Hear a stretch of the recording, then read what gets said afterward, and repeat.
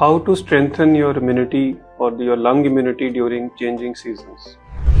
अब जो seasonal change पे usually everybody gets a seasonal infection, especially in the lungs, and there are sort of multiple ways कि इसको कैसे prevent किया जा सकता है या कैसे reduce किया जा सकता है. Number one is to improve overall health and hygiene, have a regular exercise schedule, have a good healthy diet.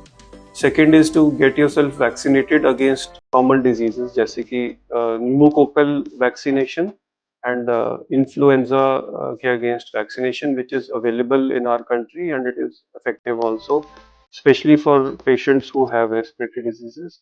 Third is कि जो हमारे traditionally भी बोला गया है कि different type of pranayams and breathing exercises. Fourth is reduction of weight, which will really help in maintaining a good respiratory health. Thank you.